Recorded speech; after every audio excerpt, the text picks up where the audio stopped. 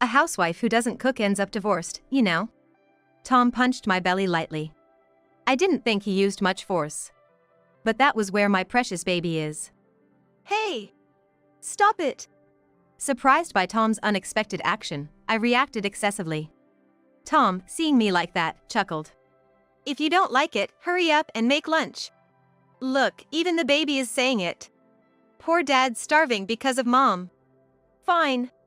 I got it, so stop. Just not my belly. Don't hit my belly. I screamed in a voice resembling a scream, and Tom finally stopped. I'm tired. Just do as you're told from the beginning. Hurry up and make it. Dash, like a sprinter. Tom said that, looking satisfied. Then he froze as he looked at the computer screen in front of him. Huh? I somehow got off the chair, distanced myself from Tom, and said while restraining him with scissors nearby. This time, I won't let you make excuses. Well, there shouldn't be a need for that. This is a lie, right? With this, I won't let him escape. This time, I'll expose his true nature. I am Hannah, 29 years old. I work for an electrical appliance manufacturer, but I'm currently on maternity leave, so I'm pretty much like a housewife. The reason for saying pretty much is because there's a reason. Doing some odd jobs and irregular remote meetings. I'm allowed to participate in those. That's because, due to my pregnancy, I entrusted the project I was involved in to my junior. I asked to participate to understand the flow of things. However, I rarely speak and am more of a bystander. Even so, I was happy to be able to participate and know the progress of the project. Seriously, that's just labor. It's a waste of time, and it's annoying. Stop it. Complaining in this dissatisfied tone is my husband, Tom. He's 36 years old, 7 years older than me. He was originally my boss at work. Tom, who was good at his job, was always relied upon by those around him. I was gradually drawn to him by his kind guidance. Getting married to Tom was fortunate, and people around us envy us, but he changed after marriage. Don't say that. Even if you call it work, I'm just doing odd jobs and attending meetings, right? Sometimes, I'm just observing. That's a waste. How about cleaning the room if you have that much time? I saw dust accumulating under the furniture recently. Tom pointed to the TV rack and the floor gap. It was a place I couldn't clean without bending down. I'm in the last month of pregnancy, and with this belly, it's impossible to bend down. So, it's true that I've been neglecting cleaning in that area. I'm doing what I can for now, but I'm sorry. In a situation like this, normally the wife's parents would come to help with household chores. But you don't have that. Ken said with a sigh. My chest hurt. My parents passed away in an accident 10 years ago. It's been 10 years already, but it still feels like 10 years ago. Yet, Tom casually makes fun of me for not having parents like I do now. And I always had to apologize. I'm sorry. I'm causing trouble. Then, Tom would always smile satisfied. You're lucky. Being able to marry a generous guy like me. I never thought I'd marry an ordinary woman like Hannah, with no special qualities. This is how Tom satisfies his ego. Every day is a barrage of sarcasm or bragging. He wasn't like this before we got married. Is it inevitable for people to change after marriage, regardless of gender? Furthermore, it's unfortunate that Tom has such a great facade that nobody believes me, no matter who I complain to. I get off-target responses like, "You're just being spoiled." Or, "It's good to be reliable." As everyone says, I could endure this much and just let it go. But recently, I've been troubled by Tom coming home after work. From the evening to the night, when the sound of trying to unlock the door, it's the signal of him coming home. Even if I was in the middle of doing some housework, when he comes home, I'd rush to the front door. And as I look at the opening door, I pray. I hope Tom is in a good mood today. When he's in a good mood, I only receive reports like, "The company did well." Or, "I secured a contract." The problem is when he's in a bad mood. So annoying. Acting all high and mighty like it's a business deal. That outdated guy. The moment he enters the door, Tom stomps his feet, making a loud noise. Welcome home. He tosses his bag towards me and heads to the bath, clicking his tongue. I was really scared of this whole sequence of actions. I considered divorce when this continued for several days. I first consulted with a colleague, but he didn't believe me. Tom? That's impossible. You're exaggerating. Look, you're pregnant and maybe tired, right? How about taking a break for a change of pace? The response was as if he was implying that I was the one being strange. It's sad, but I understand my colleague's feelings. Tom, when we worked together, was perfect in everyone's eyes. Always smiling, gentle, and calm. I don't think even my past self would believe that he could transform like this. Maybe it's just a passing phase. Perhaps he's becoming irritable because he's busy and tired. I decided to think positively. It's not like he's hitting me or anything. When he throws things or shouts, my body flinches, but he has never physically harmed me. Someday, he'll return to being the kind person he used to be. I hoped and prayed for that. No one would believe that Tom has changed. But except for one person. That's my Uncle Bob. My grandparents live far away, and my parents passed away. After the accident, I was left alone, but I had one reliable relative. That's my Uncle Bob, my father's younger brother. Because he moved to the city before my father did, he happened to live near our family by chance. Honestly, Bob looks scary. He's 6 feet 3 inches tall and has a good physique, so just standing there, he exudes an intimidating presence. However, he's incredibly kind and a wonderful person on the inside. When I was young, instead of my busy parents, Uncle Bob would often play with me. Back then, I thought of Bob as unemployed. That's how much he kept me company. I think he cared for me like a real daughter. You know, I was the first one to hold Hannah in my arms. He often joked like that and bantered with my father. So, after my parents passed away, it was indeed Bob who supported me. In my days, Bob took care of most of the procedures for me. When I didn't even feel like eating, he would make light meals like oats porridge or soup. I remember that I couldn't really say it was delicious, but I inadvertently put it in my mouth. After my parents' accident and my subsequent dropping out of college, Bob was the one who introduced me to a job. When I hesitated, feeling sorry for using connections, Bob said gently, "Don't get it wrong. It's just an introduction. It's up to Hannah how you work from here on out." I don't know. Unable to repay my parents, I want to repay Bob. That was my goal. I had put up with a life with Tom, who just spewed abusive language. But one day, Tom finally raised his hand against me. At first, it might not have been intentional. Tom was in a worse mood than usual that day, and I knew I had to be careful. But I was also not feeling well and didn't have the patience. So, I inadvertently muttered to the point against Tom, who would pick on everything. "Oh, shut up." The moment I said that, I knew the room had frozen. I messed up. I needed to apologize quickly. I immediately apologized, but it was too late. A magazine flew right by my face. Tom had thrown it in anger. Hey! What did you just say? Did you call me noisy when I came home tired? Hey! From there, it was useless to say anything. Tom kept throwing things one after another. Fortunately, he had rational, even though seeming crazy. Everything he threw was light or thin. Maybe because he had done it once, the threshold had become lower. From that day on, Tom, though weak, would raise his hand at me over trivial things. Scared, I thought of consulting Bob. Actually, Bob worked at the same company as us. He had introduced me to this company because he could be flexible with various things in the company. Tom hadn't said anything about Bob, so he probably didn't know they worked at the same company. But I had introduced him once, so he recognized Bob as my family. I was sure Bob would believe me. I had that kind of conviction. But, unfortunately, Bob was on a business trip abroad at that moment. Worried about me, Bob offered to listen to me over the phone if that was okay. For a moment, I thought I should lean on him, but Bob is that Bob. If he knew my current situation, he might rush over. That wouldn't be fair to the company and Bob. Helplessly, I decided to wait for Bob to come home. By the way, I also consulted my colleague and friends, but nobody believed me. Moreover, somehow, the fact that I was talking about Tom reached Tom himself. Tom apparently laughed sadly, was like, "I intended it as a form of physical closeness." Everyone completely believed this excuse. Thanks to that, I ended up being treated as just an overly self-conscious wife. One day, as I was working in my room as usual, Tom came by. It was unusual, Tom's day for remote work too. I knew this in advance. "I'm hungry." "What about lunch?"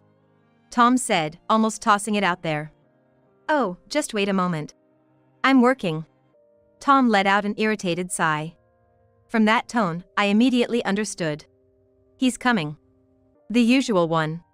I instantly tensed up and prepared myself mentally. Usually, it's either the arm or the leg. And Tom approached me with a nasty grin on his face. A housewife who doesn't cook ends up divorced, you know. Tom punched my belly lightly. I didn't think he used much force, but that's where my precious baby is. "Stop it, please." Shocked by Tom's unexpected actions, I reacted excessively. Up until now, he never went for my belly, no matter what. I curled up on the chair, trying to protect my belly with my own arms. Tears welled up from fear and anxiety. Seeing me like that, Tom laughed in amusement. "If you don't like it, then make lunch already. Come on, even the baby is saying it. Dad's hungry because of Mom." "Ouch! Please! Please, just don't hit my belly." Why would he do something so cruel? I'm his wife, and the one inside my belly is our child. I couldn't comprehend it at all. I don't want to do this thing. But, you know, it can't be helped. You don't make lunch. Dad's pitiful, huh? While speaking like that, Tom's hand didn't stop. He persistently hit my belly over and over. I couldn't resist much because I was seated in a chair, making it difficult. All I could do was defend myself as best as I could. "Okay. I get it. Please stop. Just don't hit my belly." Screaming in a voice similar to a cry, Tom finally stopped his hands. "I'm tired. It would have been fine if you just did as I told you from the beginning. Hurry up and make it. Dash over." Saying that, Tom lifted his face, looking satisfied. And then, he froze as he looked at the computer screen in front of him. I somehow got off the chair, distanced myself from Tom, and said while restraining him with the scissors that were nearby. "I won't let you make excuses this time." "Well, there shouldn't be a need for that." This is a lie, right?" Answering Tom, who was all pale and flustered, was a person on the other side of the computer screen. I want to believe it's a lie too. I never thought you'd be such a despicable person. The one holding his head in his hands on the screen was the department head. Several other employees were looking at us with disgusted expressions. "No, it's not like that. I didn't hear anything. Yeah. I was set up. I was tricked." Tom clung to the computer, almost groveling to the department head. "You have a bad reputation. Didn't I tell you? I said I was in the middle of work, so wait. I didn't lie or deceive anyone." "If that's the case, then say you're in a remote meeting properly. If you did that, then Tom started to say, then stopped himself, his face pale with realization. He was about to say, "If you did that, then I wouldn't have hit you." He's a guy who cares a lot about appearances and what others think. Tom, a sly and cunning man, he wouldn't even rouse his hands against another person's or utter foul language at work. That's why nobody would believe me even if I complained. I felt a sense of despair at that time. However, after some thought, I realized something. If they wouldn't believe me, I needed evidence. Since I found out that Tom had a remote meeting today, I had secretly planned to expose his true nature. I just didn't expect him to attack my belly. It was my fault for being careless. Anyway, everyone at work is witnesses, so there's no escaping this now. Let's get a divorce. I don't want to see your face anymore. "No way. Hannah, without you, As Tom uttered these pitiful words, someone started knocking at the entrance. As I was about to go, Tom stood in my way, trying to obstruct me. "Wait! We're in the middle of a conversation." Is it okay to raise your voice like that? The computer is still connected. Oh. I quickly slipped past the distracted Tom and rushed to the entrance. However, I was caught before I could get far, and my arm was grabbed by him. "Stop! Let me out!" This place is out of sight from the computer, just perfect. Hey, let's come up with an excuse together. Should we make it a prank? That's the safest bet. It's more credible if you say it, so tell everyone. "No, I won't." I don't want to gauge your mood anymore, be treated like a slave, and be dominated by fear. Someone, help! I screamed in my mind. At that moment, I heard a rattling sound from the entrance, and the door swung open vigorously as someone entered from outside. Seeing the person's face, I collapsed on the spot in relief. Are you okay, Hannah? It was my Uncle Bob, who apparently secretly joined that meeting. He had watched the video and rushed to our house immediately. Luckily, the front door was left unlocked. Does it hurt anywhere? How about your belly? Bob rushed to my side, pulling me away from Tom. And then Bob shielded me with his back. Thanks to Bob's broad back, I couldn't see Tom. Most likely, Tom couldn't see me either. Hi, Bob. You're Hannah's uncle, aren't you? Long time no see. As I secretly glanced from behind Bob, the cunning Tom offered a forced smile. Bob, straightening his posture, looked down at Tom. Bob is taller, making Tom appear very small and delicate. Hannah, can you stand? You should rest on the sofa over there. Ignoring the Tom, Bob moved me to the sofa while supporting me. Sitting down brought some relief. Tom tried to approach me, but Bob stopped him with grim face. Rest for a bit, then let's go to the hospital just in case. That's too much. It was just a little shove. It's part of our intimacy as a couple. How could he perceive it that way? Just stay quiet. Once we confirm Hannah and the baby are okay, we can talk. Don't worry, the meeting was recorded, so you can relax.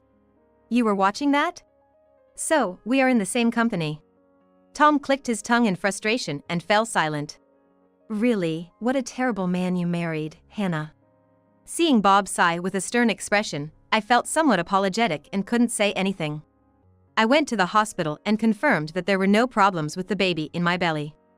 I felt relieved, and my whole body relaxed. With that, Bob and I, along with Tom, headed to the company. Bob was like, think yourself and the baby first. Leave the rest to me. But in the first place, this is a matter between Tom and me. Even if it's Bob, I can't leave everything to him. There could have been a different day to address this, but it's about Tom. The more time we give, the more he might come up with something. I'm already in the last month of pregnancy, and I don't know when labor pains might come. It's best to settle this quickly now. I am a mother. I have a duty to ensure that this baby can be born with peace of mind. When we arrived at the company, we were immediately led to a separate room. It seemed Bob had made the arrangements. There must have been testimony from the employees present at the meeting. In the spacious conference room, the meeting members, Tom and I, and Bob were gathered. Bob handed me my bag, and I took out a piece of paper from inside. It was with a contact number of lawyer who assists divorce. I had prepared for it a long time ago and kept it in my bag. Tom's face contorted for a moment, but then he smiled uncomfortably. I also have some blame for things being misunderstood. I'll accept the divorce. I don't really care about the division of property. I'll pay child support too. Perhaps because we were in front of everyone, he was strangely understanding. With Tom's acceptance, the conversation proceeded smoothly. However, when we reached a certain point, Tom froze. Quit the company or be transferred? Yes. I plan to return after my maternity leave and childcare leave. It wouldn't be good for both of us if you were still here, right? So, I really want you to quit. Tom looked at me seriously and nodded. I see. But what about the company's perspective? What are you trying to say? I don't mean to brag, but I think I'm a valuable asset to the company. I have good performance. No problems with relationships. And I have a good reputation with our business partners too. Indeed, Tom, with his pleasant demeanor, was considered the ace of the company. A so-called immediate contributor. If things continued this way, it was said that he would undoubtedly become an executive in the future. On the other hand, Hannah is, for better or worse, an average female employee you can find anywhere. Oh, I'm not belittling you. Just stating the facts. I understand. Furthermore, if you're a single mother with a small child, you'll inevitably have more time off in the future, right? You'll surely become a burden to the company and your colleagues. I had thought about this when I became pregnant. I don't have parents to rely on. If something happens, I have to figure it out myself. That's unavoidable, but for the company, I might honestly be a troublesome employee. I understood what Tom was trying to say, even if I didn't like it. He was implying that the company would choose him, an ace and valuable person, who brought complicated risks even though he caused the problem this time, over me. See? So, the best thing is to let this incident go and get along again. It's the best for the baby too. I don't want that. Tom looked bewildered. Tolerate and accept it again? Are you kidding me? That won't change anything. Do you want me to endure the hellish days of being constantly insulted again? The employees whispered among themselves, looking at Tom with puzzled expressions. Especially the female employees were giving him cold glares as if he were a bug. Because we're a couple, we've had our disagreements. But it should be mutual. Is that mutual? The ratio is way off, don't you think? I was always the one being pushed around. As I retorted, Tom seemed unable to hide his agitation. You're like a completely different person. What happened to you, Hannah? Well, until now, I've been patient.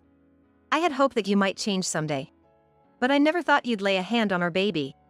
The surroundings' gazes became sharp in an instant. Tom chuckled sheepishly. Sweat trickled down his forehead. Hannah, that's why. Going back to the conversation, let's leave the decision of who will quit to the company. Is that okay? Tom responded energetically. I wonder he was confident that if it's in the case he would be the one chosen. Well then, we'll proceed with the divorce right away. Thanks for your efforts. Starting now, you and I are strangers. Hang on, Hannah. Goodbye. I wanted to get away from this person as soon as possible.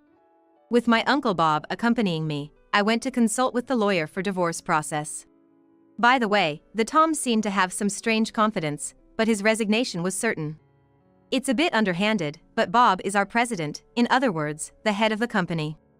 Since the president is on my side, I already know the outcome. It feels a bit unfair, though. Muttering that, Bob furrowed his brows with a stern expression. What? The one at fault is that guy. He doesn't even remember the face of the company's president, let alone act like he's some valuable talent. So arrogant. I vented a bit to Bob. His face turned red with anger. Thanks to talking a lot, I felt refreshed. So, on the way back to home, we had a conversation eagerly anticipating the birth of my baby. I have no more worries. I can give birth in peace now. A few days later, I gave birth safely. It was a cute girl. Bob came to the hospital, tearing up like it was his own grandchild. I received a message from Tom saying, I want to meet her. Did this person forget what he did before my baby was born? I replied like, I can't meet you, it's too dangerous. I want to cut ties with him, but I don't want to risk him getting angry, so I've made the messaging app a way to communicate. By the way, I receive daily updates on his situation. After being fired from the company, he got a job in the same industry. But, because it's the same industry, rumors about Tom are already circulating. He lamented like, everyone is cold to me, and I can't even get a girlfriend. According to his colleague, Tom lamented like, I could never meet an amazing woman such a Hannah. Well then, don't do things like that. Now I'm discussing with Bob about my baby's name. We're struggling to come up with a good name. And Bob is already smitten, he's so affectionate that he won't let my baby marry anyone. I couldn't show this grandchild to my parents, but I'm glad Bob is happy. Someday, when my baby learns to speak, I want to make Bob be called her grandpa. Despite appearances, he'll probably burst into tears. I'm looking forward to it.